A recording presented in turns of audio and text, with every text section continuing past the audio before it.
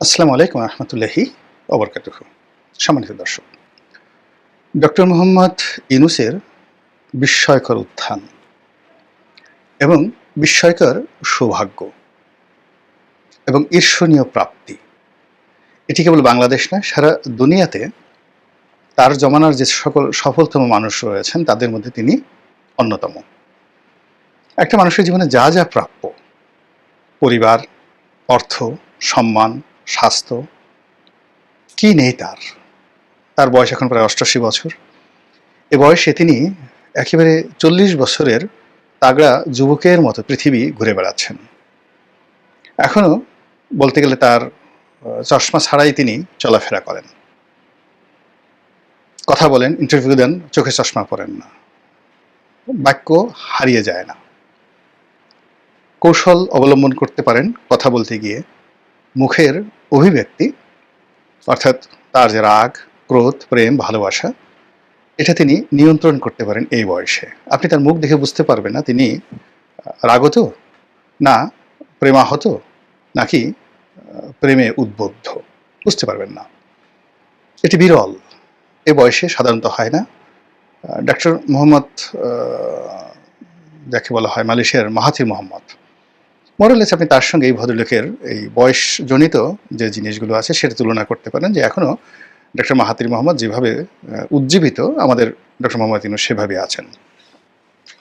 কিন্তু ব্যবসা বাণিজ্য, রাজনীতি, নোবেল প্রাপ্তি, সম্মান, আসলে একটা জীবনে, একটা মানুষের জীবনে এরকম হয় না, কখনই হয় না। এবং তিনি শুধু পেয়েই এসেছেন। কষ্ট বলতে শেখ হাসিনা তাকে অপমান করার চেষ্টা করেছে, মামলা দেওয়ার চেষ্টা করেছে, নাস্তানাবুদ করার চেষ্টা করেছে, কিন্তু বাস্তবতা হলো সারা বাংলাদেশের মানুষ এবং সারা পৃথিবীর মানুষ তার পক্ষে ছিল। তো ফলে কি হলো, শেখ হাসিনার যে কোনো রক্তচক্ষু এটা তাকে কাঁদাতো না। তিনি বুঝতে পারতেন যে তিনি যে রাস্তায় হাসছেন বা তিনি কোর্ট কাছারিতে দৌড়াচ্ছেন, বিদেশে যাচ্ছেন, লক্ষ কোটি মানুষের আশীর্বাদ, দোয়া তার সঙ্গে রয়েছে। এবং শেখ হাসিনার পুরো জমানাতে তিনি যেভাবে এয়ারপোর্টে যেতেন, আসতেন, তাকে কখনো এয়ারপোর্টে ঠেকিয়ে দেওয়া, ২ ঘন্টা বসিয়ে রাখা, এটা শেখ হাসিনার রেজিম কল্পনাও করতে পারত না। এই ছিল তার সম্মান এবং মর্যাদার লেভেল। সেই মানুষটি, আল্লাহর অশেষ রহমত, বরকত অথবা অন্য যে কোনো কারণে হোক, তিনি বাংলাদেশের সর্বোচ্চ রাষ্ট্র ক্ষমতায় অধিষ্ঠিত। এখন এই অবস্থাতে মান সম্মান নিয়ে তার পরিসমাপ্তিটা, জীবনের যে পরিসমাপ্তিটা, সেটা কিভাবে হবে? তিনি ক্ষমতা থেকে চলে যাবেন, যেটাকে শান্তিপূর্ণ ক্ষমতা হস্তান্তর বলা হয়, সেটা তিনি স্বেচ্ছায় ছেড়ে দিবেন, আমি আর পারছি না, পদত্যাগ করবেন। তিনি প্রকৃতির নিয়মে মরে যাবেন অথবা মারা যাবেন। তারপর আর কি হতে পারে? মানে আলটিমেটলি জীবনের এই পর্যায়ে এসে তার সবকিছুর তো একটা সমাপ্তি হবে, তাকে কবরে যেতেই হবে, কোনো মানুষই অমর নয়। কিন্তু যে সমস্যাটা হলো যে তার শেষটা কেমন হবে। আমরা সবসময় বলি, শেষ ভালো যার, সব ভালো তার। এবং জীবনের সব অর্জন, তার জীবনের সব অর্জন, সকল সুনাম, সকল সুখ্যাতি, ধন সম্পদ, মান মর্যাদা, এটা নির্ভর করবে তার, যাকে বলা হয় এই অন্তর্ধানের মাধ্যমে, তার প্রস্থানের মাধ্যমে, তার মৃত্যুর মাধ্যমে, তার কর্মজীবনের পরিসমাপ্তির মাধ্যমে। এবং সেটি যদি ভালো হয়, তিনি সত্যিকার অর্থে একজন ভালো মানুষ। আর শেষটা যদি ভালো না হয়, তার সারাটা জীবনের অর্জন একেবারে শূন্য হয়ে যাবে। যেমন ধরুন শেখ হাসিনার কথা। এখন শেখ হাসিনা শক্ত হাতে ১৫ বছর চালিয়েছেন, তার আগে ৫ বছর, ২০ বছর প্রধানমন্ত্রী, এরপরে দুইবার সংসদে বিরোধী দলীয় নেত্রী, সে ১৯৮১ সন থেকে এখন পর্যন্ত আওয়ামী লীগের মতো একটা বড় দলের সভানেত্রী। কার্যত অর্থবিত্ত ক্ষমতার যে প্রাপ্তি, শেখ হাসিনার এর সঙ্গে আপনি পৃথিবীর কারো তুলনা করতে পারবেন না। কিন্তু একই সঙ্গে যদি তার পালিয়ে যাওয়া, তার পরাজয়, এখন তার চোখের সামনে তার প্রিয়জনরা যেভাবে লাঞ্ছিত হচ্ছেন, অপমানিত হচ্ছেন, পালিয়ে রয়েছেন, আহাজারি করছেন, এটা সহ্য করা সম্ভব নয়। প্রতিটা মুহূর্তে তাকে বেদনাহত করছে এবং করবে। এটা জীবনের একটা বিরাট পরাজয়। এবং এই পর্যায়ে এখান থেকে ঘুরে দাঁড়ানো ঘটেনি, মানবজাতির ইতিহাসে কখনো ঘটেনি। শেখ হাসিনার বয়সে প্রায় ৮০ বছর। ফলে বড় একটা বটবৃক্ষ যদি উপড়ে যায়, পড়ে যায়, ওটা আর পুনরায় বপন করা যায় না। ফলে কি হলো, শেখ হাসিনার যত অর্জন, যত সুনাম, দেখুন তার সেই যে পতনের মধ্য দিয়ে সেটা তার শেষ হয়ে গেল। একইভাবে আরো অনেক ইতিহাসে বিখ্যাত বিখ্যাত ঘটনা রয়েছে। ফলে ডক্টর মোহাম্মদ ইউনূসের এতকালের যে অর্জন, তার ৮৮ বছরের জীবনের যে অর্জন, সেই অর্জনটা এখন নির্ভর করছে তার পরিসমাপ্তিটা কিভাবে হবে। পতন দিয়ে নাকি শান্তিপূর্ণভাবে আরো কোনো সফলতা দিয়ে তার জীবনের পরিসমাপ্তি হবে। গত ১০ মাসে তার জীবনে যা কিছু ঘটেছে, এটা যদি তার অতীতের সফলতা ধরেন, আমার এখনো মনে আছে তিনি যেদিন নোবেল পুরস্কার পেলেন, সেদিন সারা বাংলাদেশ নেচেছিল, পশ্চিমবঙ্গ নেচেছিল, এশিয়া নেচেছিল, তার সঙ্গে সঙ্গে ওনার যারা বিশ্ব নন্দিত বন্ধু বান্ধব আছে তারাও নেচেছিল। এবং সেই যে নৃত্য, তার নোবেল পুরস্কার প্রাপ্তির সময়ের যে নৃত্য, সেই নৃত্য সেই উনি যেদিন প্রধান উপদেষ্টার দায়িত্ব নিলেন সেই দিন পর্যন্ত অব্যাহত ছিল। কিন্তু এটি ক্রমাগত সেই নৃত্য এখন ক্রন্দনে পরিণত হয়েছে। মানুষ তাকে সমালোচনা করছে, গালাগাল দিচ্ছে, তাকে নিয়ে ট্রল করছে, আজে বাজে কথা বলছে, অথচ এটা হওয়ার কথা ছিল না। এটা কেন হলো, কিভাবে হলো, এটা উনি ভালো জানবেন। আমি শুধু এখানে প্রকৃতির একটা স্বাভাবিক নিয়ম আপনাদেরকে বলি। আমরা যে মানুষ মারা যাওয়ার পরে লাশ কবরে রাখে, সে সময় একটা দোয়া আমরা পড়ি। সেই দোয়াতে আমরা কি বলি?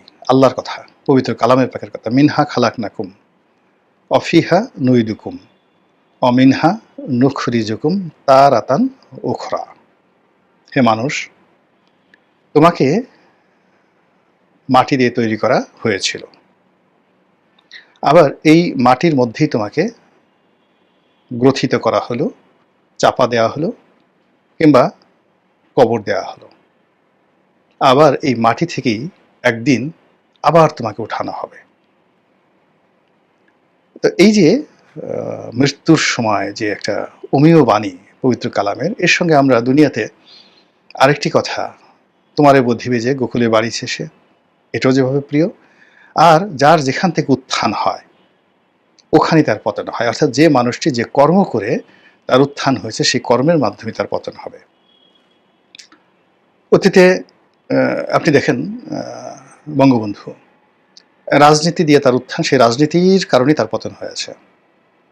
জিয়াউর রহমানের কথা চিন্তা করেন, যে সামরিক বাহিনীর সাহায্য নিয়ে, সমর্থন নিয়ে তার উত্থান, সেই সামরিক বাহিনীর হাতে তার মৃত্যু হয়েছে। আমাদের দেশের 111 বলেন, এরশাদের পতন বলেন, মানে যাদের সাহায্য নিয়ে, সহযোগিতা নিয়ে, বা যাদেরকে নিয়ে তাদের স্বপ্ন বাসর ছিল, সেই স্বপ্নই তাদের জন্য দুঃস্বপ্ন বয়ে এনেছে। তো সেই ক্ষেত্রে ডক্টর মোহাম্মদ ইউনূসের যে উত্থান, কোত্থেকে উত্থান হয়েছে? তার উত্থান হয়েছে পশ্চিমাদের আশীর্বাদের মাধ্যমে।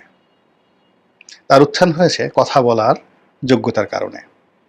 গ্লোবালি তিনি কথা বলেছেন ইংরেজিতে, এবং সারা দুনিয়ার যাকে বলা হয় ব্র্যান্ডিং করেছেন নিজের সমস্ত কিছুকে।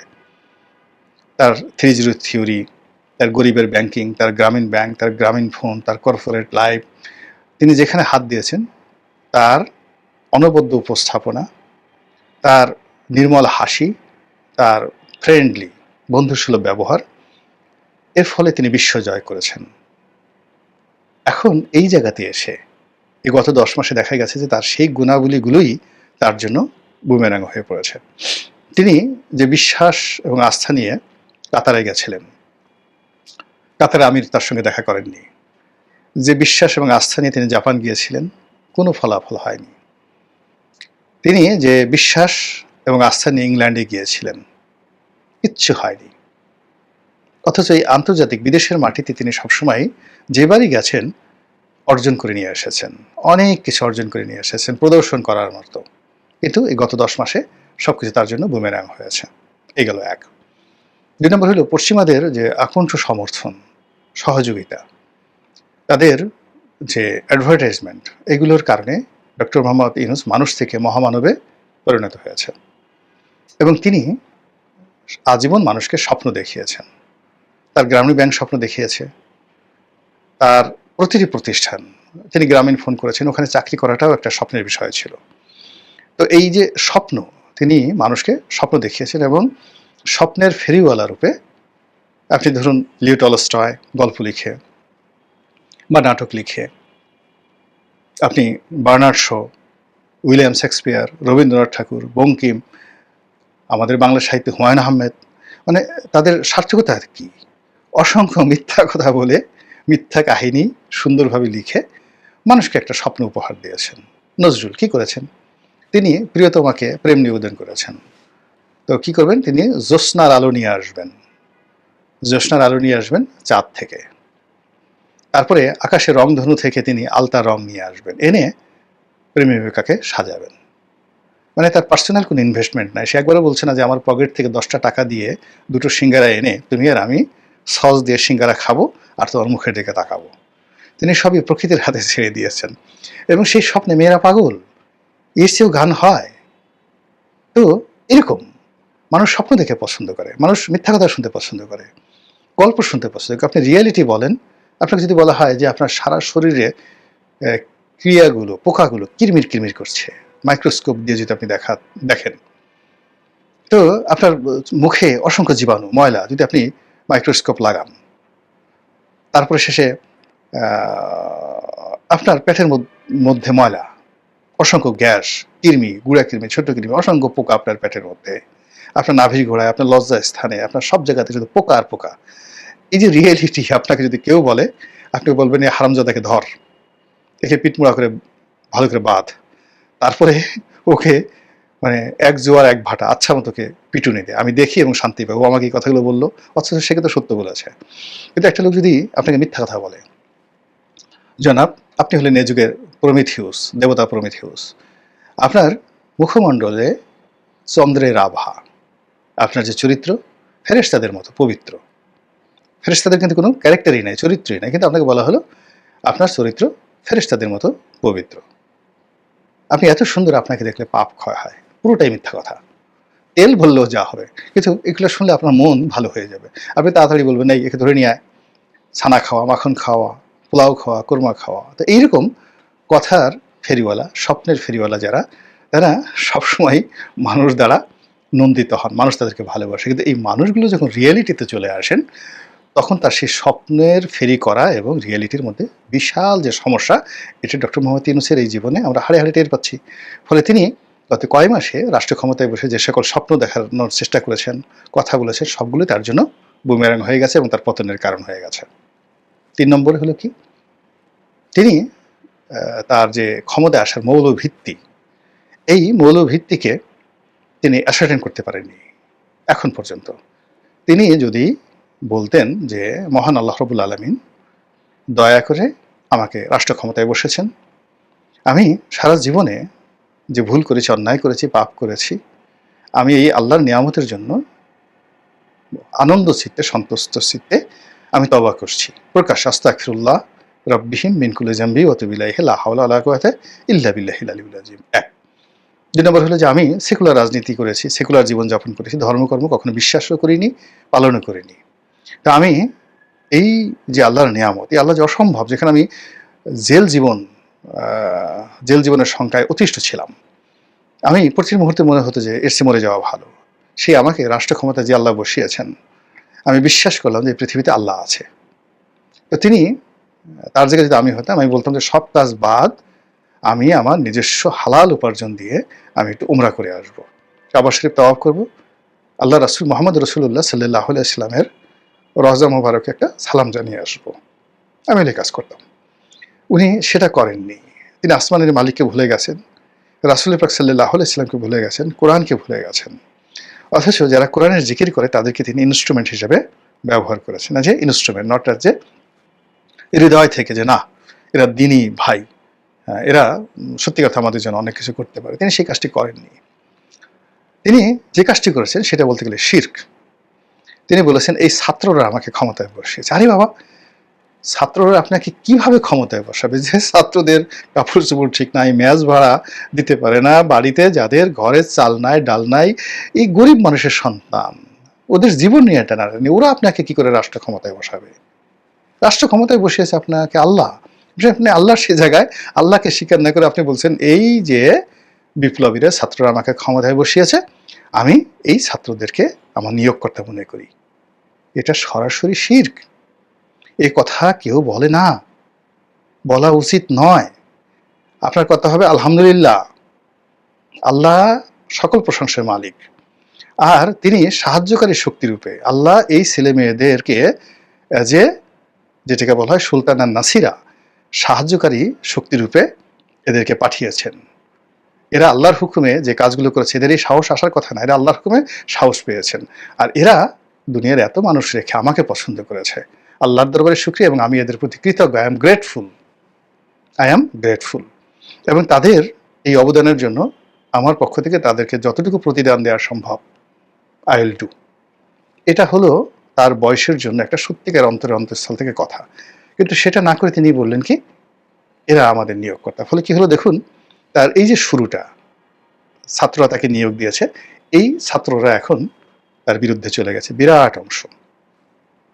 তিনি এখন কোন without guard, without military, without SSF ছাড়া তিনি নর্থ সাউথ বিশ্ববিদ্যালয়ে কোনো কনভোকেশনে যেতে পারবেন না, ব্রাক ইউনিভার্সিটিতে যেতে পারবেন না, ইস্ট ওয়েস্ট ইউনিভার্সিটিতে যেতে পারবেন না। সমস্ত প্রাইভেট ইউনিভার্সিটিগুলো রেগে মেখে তেলে বেগুনে জ্বলে ছারখার। তিনি এখন ঢাকা বিশ্ববিদ্যালয়ের রাজু ভাস্কর্যের সামনে আসতে পারবেন না একা একা।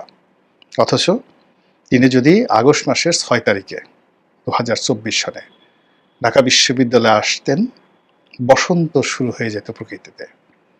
এখন এটাই তার জন্য বুমেরাং হয়ে গেছে। ফলে কি হলো, আগামীতে তার যদি পতন হয়, তাহলে প্রথম উপসর্গ হিসেবে এই ছাত্র এবং জনতা যাদেরকে তিনি নিয়োগকর্তা বলেছেন, তারাই তাকে পতনের জন্য টানা হেঁচড়া শুরু করে দেবে। দ্বিতীয়ত, তিনি যাদেরকে বন্ধু হিসেবে নির্বাচন করেছেন, তারা তার পিছনে লাগবে। আলটিমেটলি অনেকে লেগে গেছে এবং আগামীতে আরও লাগবে।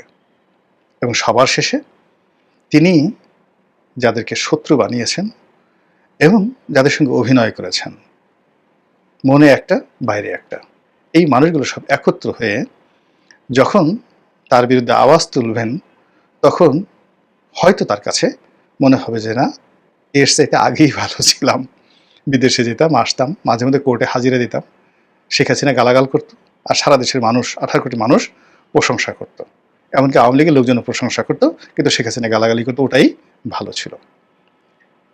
মহান আল্লাহ রাব্বুল আলামিন গায়েবের মালিক, আলিমুল গায়েব, তিনি ভালো জানেন, উত্তম জানেন আমাদের এই দেশ মাতৃকার জন্য যেটি ভালো হয়, তিনি আমাদেরকে ওইরকম একটা পরিণতি দান করুন। আসসালামু আলাইকুম রহমতুল্লাহি ওয়া বারাকাতুহু।